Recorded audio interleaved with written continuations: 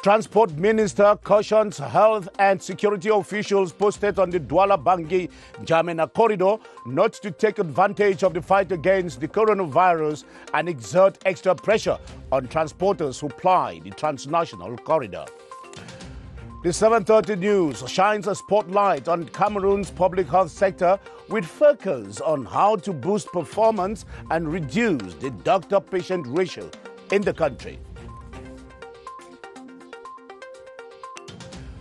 The Southwest region steps up its fight against the COVID-19 pandemic by acquiring a mobile testing unit and rapid testing kits. Those are the top stories for tonight. Hello, everyone, and welcome to the 7:30 News. I am Ben Menopufong.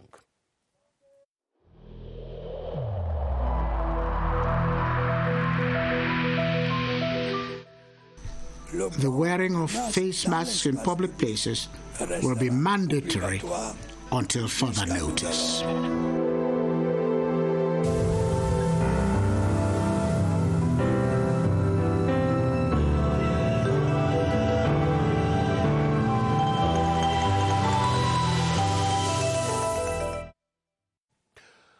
We open tonight with this news coming from one of the Bretton Woods institutions. Cameroon has maintained its lower middle income status following the 2019-2020 World Bank ranking. Economists say it is news that augurs well for the country's development drive, as it not only facilitates access to loans but also attracts investors despite the ongoing security and social challenges. Clarice Array Takang now puts the World Bank ranking in perspective. Signs of an economy which has remained resilient in spite of having to deal with a number of issues which have a destabilizing effect on growth. This is the reading of some analysts following Cameroon's World Bank classification as lower middle income country. Cameroon is amongst the 20 African countries to be ranked as such by the Bretton Woods institution, with the likes of Nigeria, Zambia, Ghana, Congo, and Côte d'Ivoire. Cameroon can access social sector loans from World Bank. Yes, and those social sector loans include: one is lending for water projects; two, lending for electricity projects; three, lending for road construction projects. It also spells good news for business. The idea is that a lot of investors out there would understand that Cameroon therefore implies it's a virgin country. There are opportunities in which they can compete, so would intend to attract investments. Getting into the primary sector industry investment would be good. It would be more favorable than the tertiary. Countries are rated by the dollar value of their final income divided by the population or the gross national income per capita, which equally measures the economic performance. Indicators that, even though pressured by various challenges, efforts are made to keep the economy productive. The Parliamentary Network on the Diaspora and Decentralization is poised to making the diaspora more of a development force for Cameroon than just a liability. The network's leaders and members were speaking in Yaoundé today after an enlarged meeting with the External Relations Minister Lejeune Mbela. Charles Ebune reports on the content of the exchanges. An estimated 6 million Cameroonians constitute the country's diaspora population, sending yearly through remittances some 180 billion CFA francs, according to World Remit.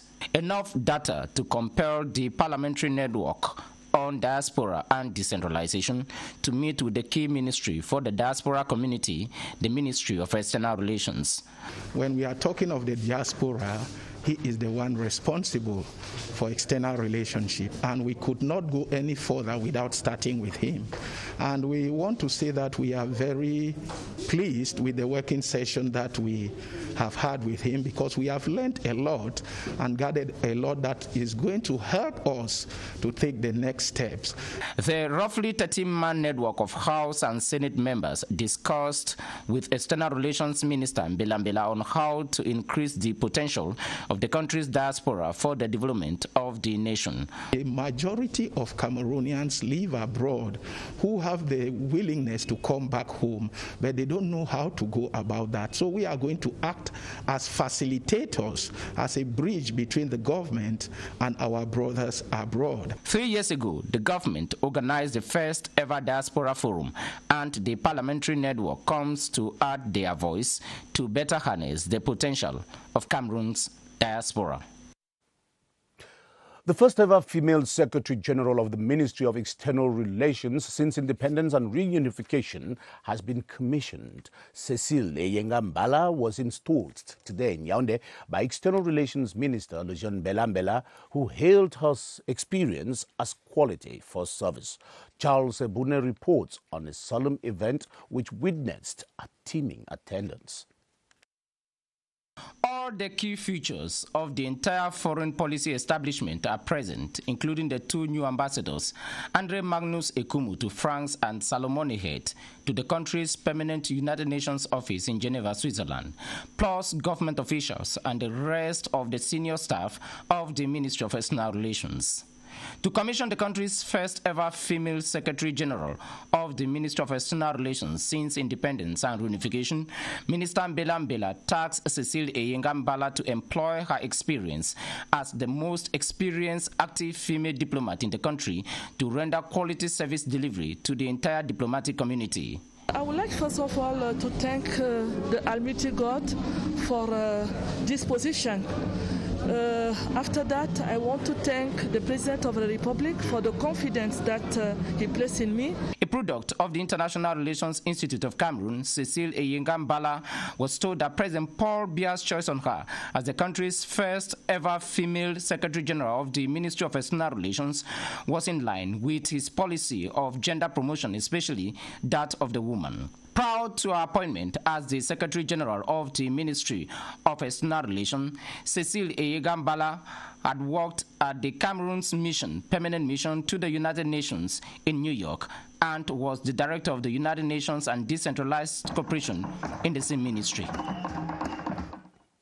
In like manner, the new Secretary General of the Ministry of Basic Education, Oyono Adams Daniel, also assumed office today with a call to put his wealth of experience at the service of the ministry and ensure a strict respect of the ministry's roadmap and set objectives.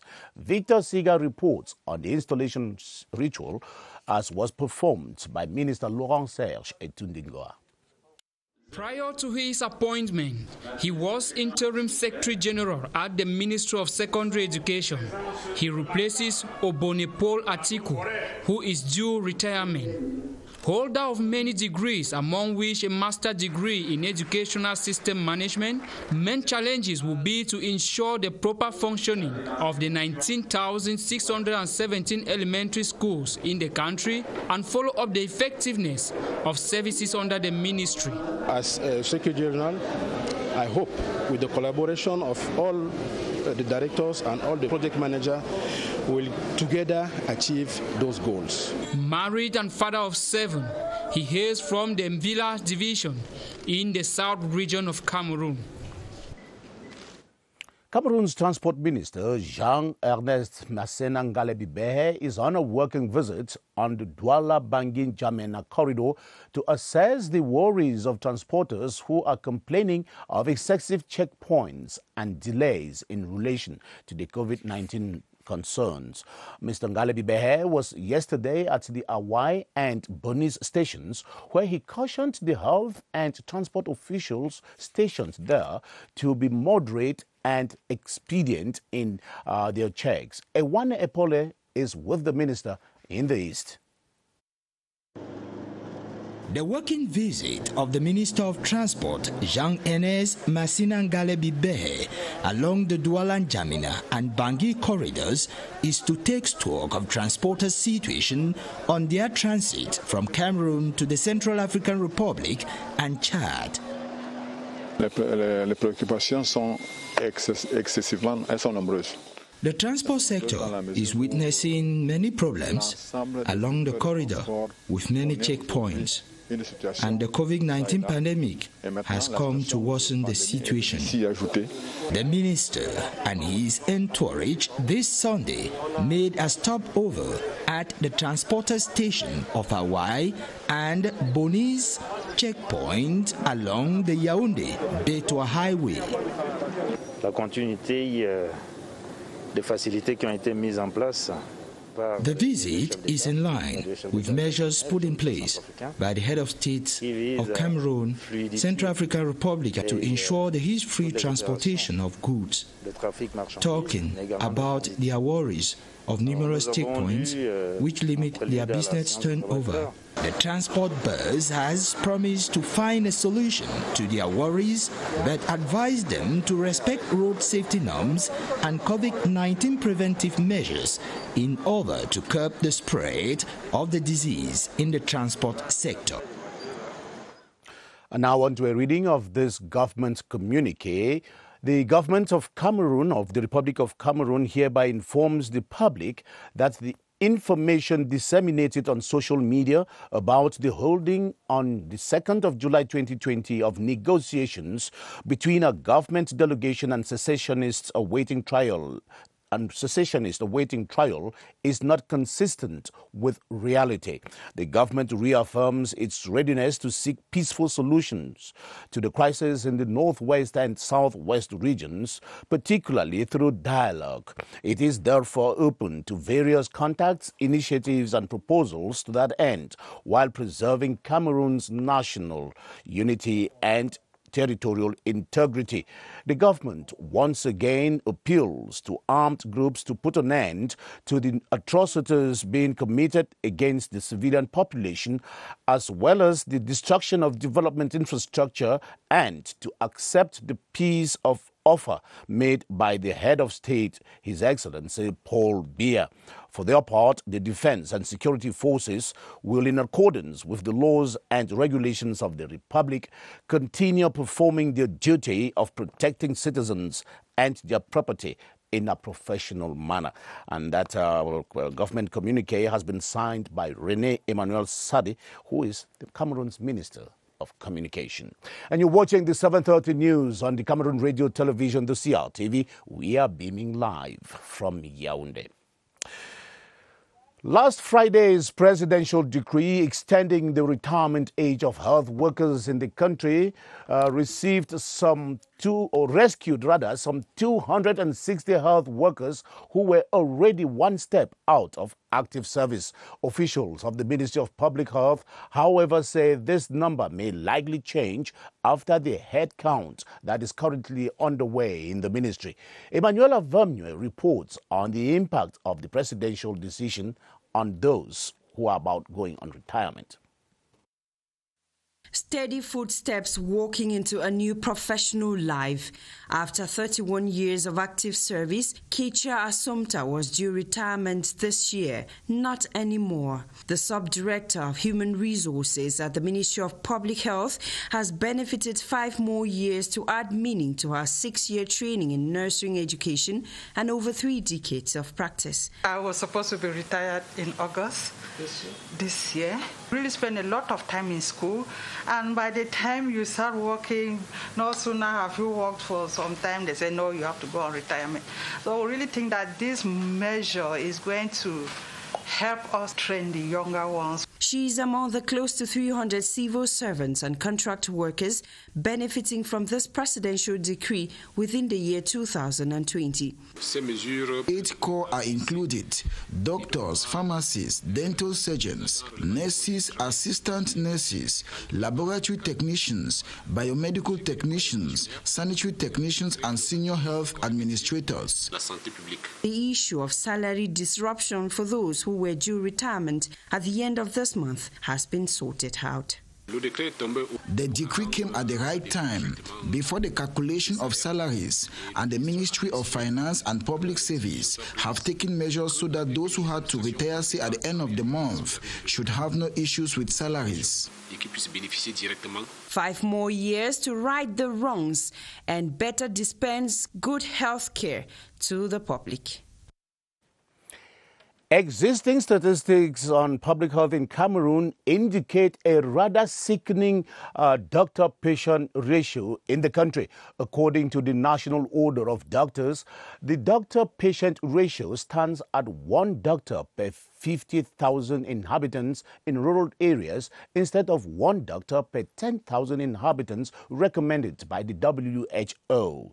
Official sources indicate that the health sector in Cameroon is populated by over 38,000 workers, 2,000 of which are general practitioners and about 700 specialists. Cynthia Sabtala has a breakdown of the health personnel statistics in Cameroon today. To the question, how many health workers are in Cameroon, the 2011 General Census of health personnel operating in the public and private sector show over 1,400 general practitioners, 422 specialists, 19,000 nurses, and a total of 38,000 professionals in the health sector, with the World Health Organization stating 1.1 physician to 10,000 population, underlining the disparity between the doctor-to-patient ratio in Cameroon. Official sources from the Ministry of Public Health say in the last 3 to 4 years, more medical doctors than nurses from public training institutions have been recruited. The recent records show that in terms of state medical personnel, there are 2,000 general practitioners, 682 specialists, and more than 9,000 nurses in referral, central, regional, and district hospitals. Not included in these recent numbers are those operating in the private sector and those hired by health facilities themselves. According to the Vice President of the National Medical Council, there are about 10,000 registered medical doctors to balance the doctor-to-patient ratio as recommended by WHO. Officials from the ministry say more than 35,000 medical personnel is still needed. And the public health sector in Cameroon is one of the most crucial owing to the core missions assigned to it. However, it is also one of the sectors that is hit by multifaceted challenges that hinders the sector from playing its fundamental role in ensuring health care and welfare. Constantine Baum now takes a look at some of these challenges as well as the measures that the state is deploying to overcome them. The shortage and inequalities in geographic distribution of health personnel in Cameroon is one of the major challenges affecting the health system's ability to prevent, improve, and provide health services to the population. It's not because the country doesn't have. A lot of them are liking to work in Yaoundé or in DOUALA. The issue of poor working and living conditions, coupled with limited opportunities for career progress, is not a secret anymore, as many doctors and other health personnel in Cameroon have left the public service for greener pastures. Because they want to go and work somewhere else, so you cannot explain every time that the people are going out of the country because of technical equipment. Cameroon aims to achieve universal health coverage by 2035. Universal health coverage, we can move better when the payment will not be the direct payment from the patient. Cameroon's hospitals today are better equipped, but distributing this modern equipment has been pro-urban. We can find the technical equipments, but the problem is here, once again, the repartition in the field of the country. The Ministry of Public Health is working hard to ensure all regions have reference hospitals. But the plans of the ministry will not properly work if policymakers don't change their perception of Cameroon's health sector. You have to change economic perception on the health sector. Take the health sector as an investment. Even though the challenges are many, the country is moving towards the right direction as indicated by the services provided at the Yaoundé Emergency Center. We receive around 2 billion for the government to equip Curie. You start to receive equipment. These moves, if implemented nationwide, will enable the public health sector meet its core objectives of preventing, improving, and providing health services to the population.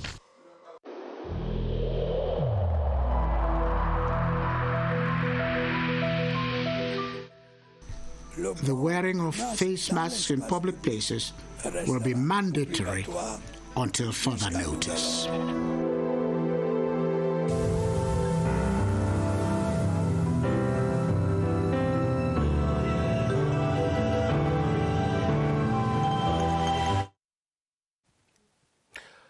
Now let's go for some news from the Parliament, where the Parliamentary Network for the Promotion of Entrepreneurship is pushing for the creation of a conducive business climate in the country to encourage youths engaged in economic ventures. Deliberating at an executive committee sitting in Yaoundé today, the network made a case for young entrepreneurs to explore and appropriate available training opportunities in order to boost their entrepreneurial skills.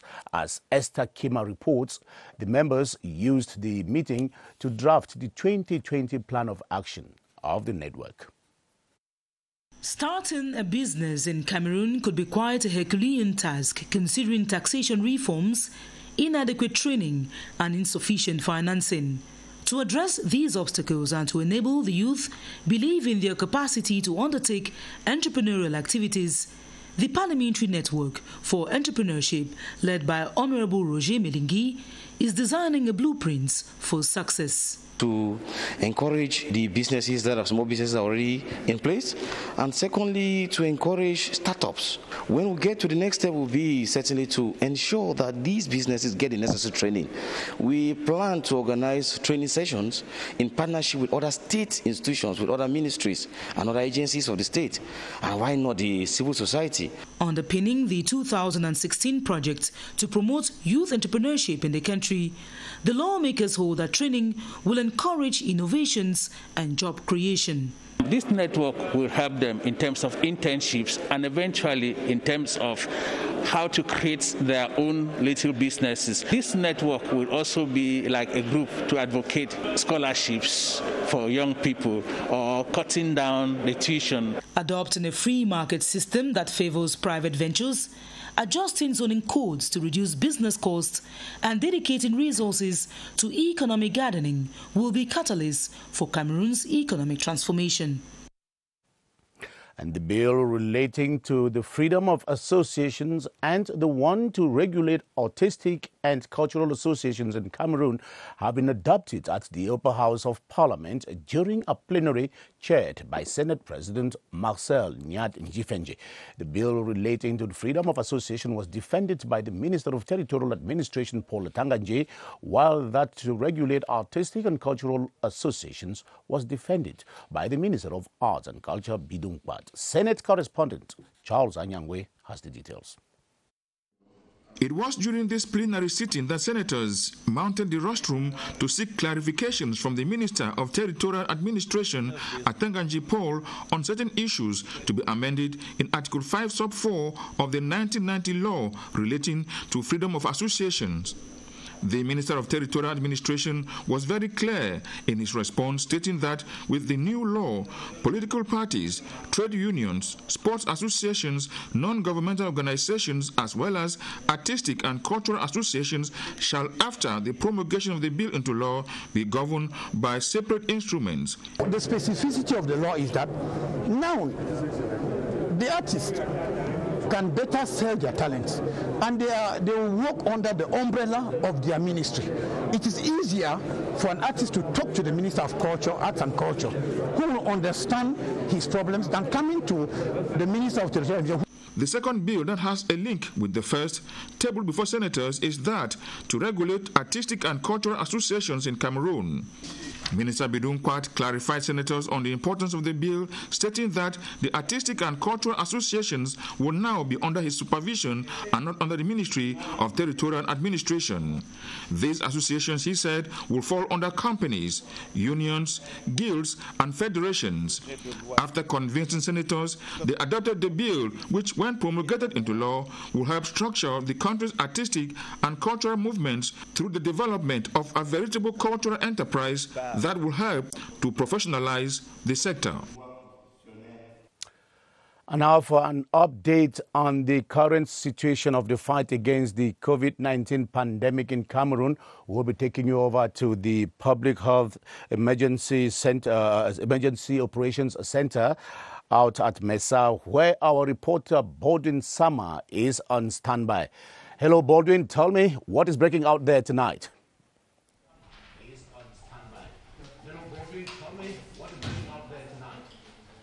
Good evening to you, Ben Menopufong. The news today is that we have figures as concerns the number of persons tested positive for COVID-19, the number of deaths, and the number of persons who have recovered from COVID-19, given that today marks exactly 4 months after the government of Cameroon launched her riposte strategy against the spread of COVID-19 in the country, and 4 months after we have 14,916 confirmed cases of our Cameroonians tested positive for COVID-19, 4 months after we have 359 persons who have died of COVID-19, and equally, Ben Menopufong, 4 months after, we have 11,525 Cameroonians who have recovered from COVID-19. All these statistics made available by public health experts during their traditional press briefing this evening. Now, they differ in terms of the different traditions, the different religions. We are talking about the different communities concerned with the spread of COVID-19 in Cameroon. That is what we shall be discussing with our resource person, Dr. Eric Tanti, how COVID-19 patients are managed in the different communities in the country. Good evening, Doctor. Yeah, good evening, Baldwin. Since we're talking about how COVID-19 is managed in the different communities in the country, what role do the different follow-up committees or watchdog committees do play in as much as sending across anti-COVID messages to the different populations? Yeah, it is worth noting here that ever since the decentralization process came in as one of the government measures, this is also in accordance with the technical public health procedure, where you bring the health in the hands of the population, you know. In this case, we're talking about sensitization procedure that were put in place, especially in a dynamics like that of COVID. It is now or was very, very important that the public take this into their hands. And now this was sent right into the communities, where we're now talking about the community leaders who are now in the community, like traditional leaders. We now talk about church leaders as well, you know, either being Christians or being in the Muslim, where imams and pastors come in.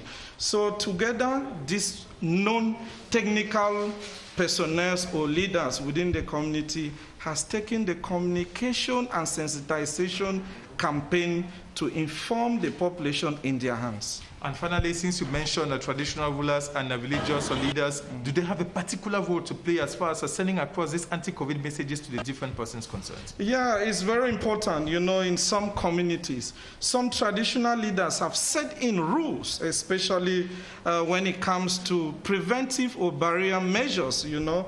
I can cite one of the communities where traditional leaders have obliged all households to have a wash hand kit in front of their homes, you know. And again, to mention here, church leaders have taken the message to the population during their traditional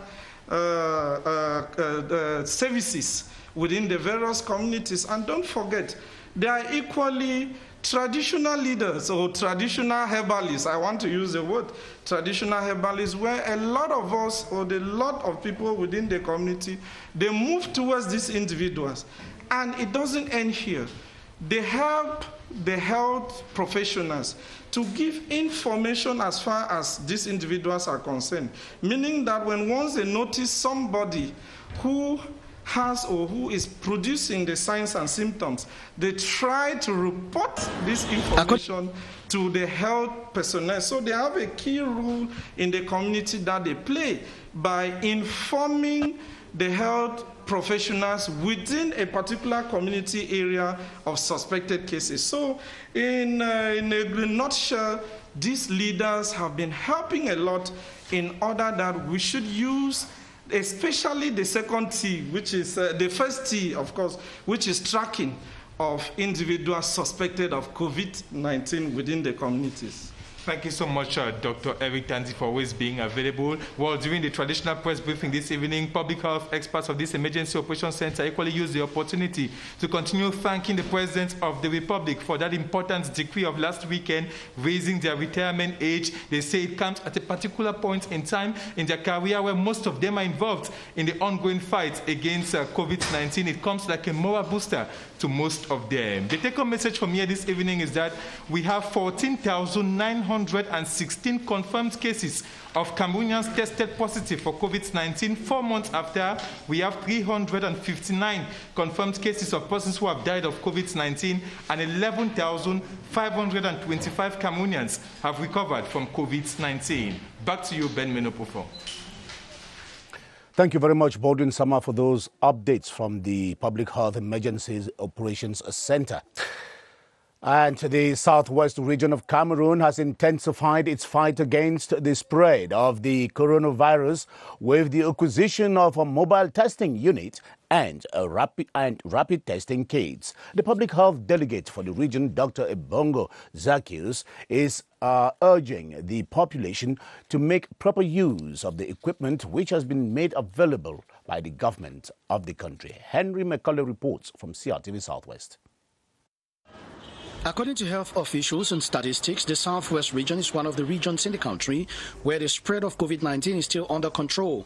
Health officials have been battling tooth and nail to beat back the virus, according to the regional delegate for public health, Dr. Ebongo Zaccheus. Apart from educating the public on the barrier measures, the regional delegate says a mobile testing unit has been acquired, as well as quick testing materials to get the public to know their status. For those who voluntarily want to have their rapid diagnostic test done, and they know their status, their COVID status, and then they chart the way forward from there.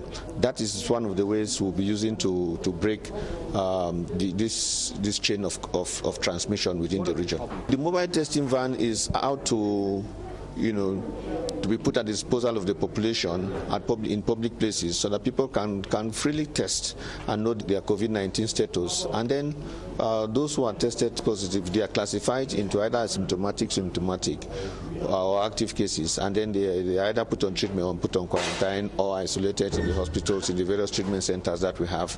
By so doing, the delegate for public health for the Southwest said it will be easier to contain the COVID-19 virus in the region.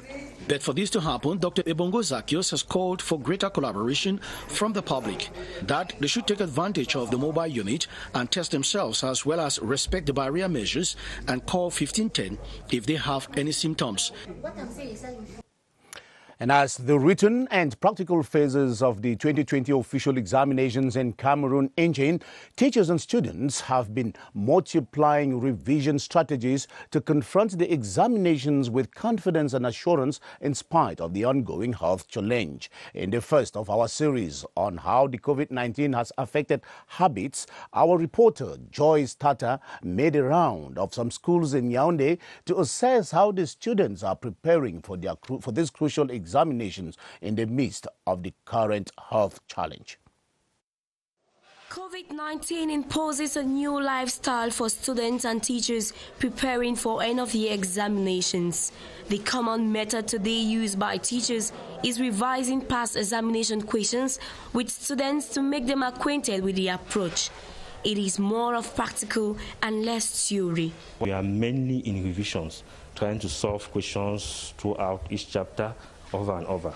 We do not base much again on teaching to cover up what was not covered, but working with the students, trying to interpret questions. A situation which troubles Cynthia, who in the past rather enjoyed studying with her classmates. However, the implementation of physical distancing in classrooms has done these students some good, they confess. Where we find many difficulties, they explain it and we can more understand because we are very few in class. There's not too much noise, and he really attends to each and everyone's difficulties. And it does not end in classrooms.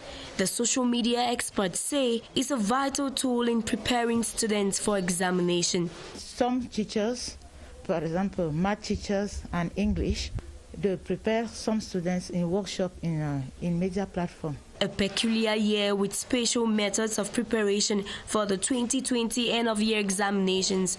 The goal is to mitigate failure and maximize success for all candidates. Over to Douala now, where traffic is relatively fluid along the Ferouge-Besenge, Rond-Point Daido, Marché Sandanga stretch of roads in Douala, where in the Douala 1 municipality, following the rehabilitation works that the City Council is currently carrying out there. It comes as a relief to the populations and road users who say the initiative should be extended to other neighborhoods where the roads have seriously dilapidated. From Douala, Dixon Ashu reports.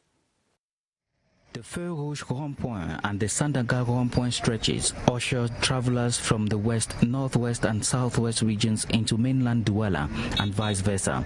The second bridge over the Vori has made the crossing easier, but once on the other side, it used to seem a battle of the titans, going through traffic congestion compounded by a narrow roundabout and bad roads. Today, both stretches are less bumpy and relatively eased with traffic, except during rush hours. There was serious traffic on this stretch even on weekends because of the potholes, and we were forced to take alternative turns to get to Rond-Point.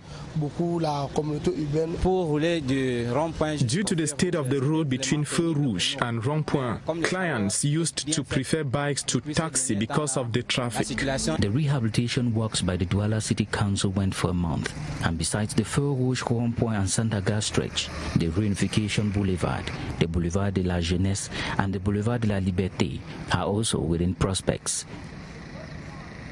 The people of Ngui subdivision in the Northwest region have been celebrating the appointment of one of theirs, Professor Grace Mbong, as Secretary General in the Ministry of Agriculture and Rural Development. In a ceremony to wish her well in her new office, they extended a motion of thanks to the President of the Republic for elevating the university professor to that high office, Madam. And the choice falling on a woman whom they describe as energetic as a role model for Ngui youths. From CRTV Northwest, Jolenta Rosa Fangwe reports. They are here, gathered in the name of she, whom President Biya has chosen to be the Secretary General at the Ministry of Agriculture and Rural Development, Professor Grace Mbong.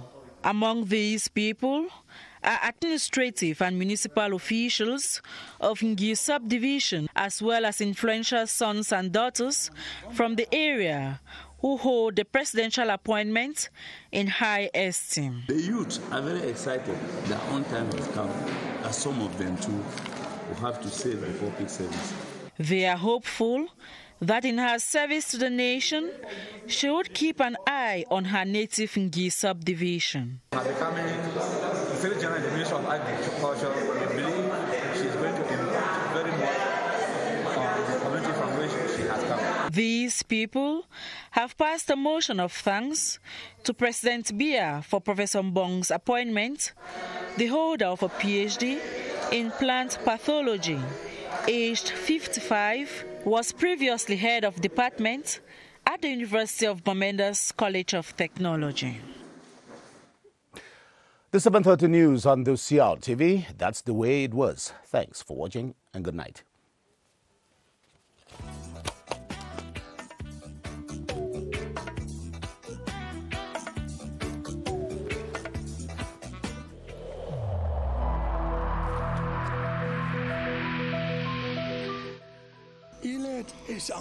Each of us must comply with the measures that have been taken.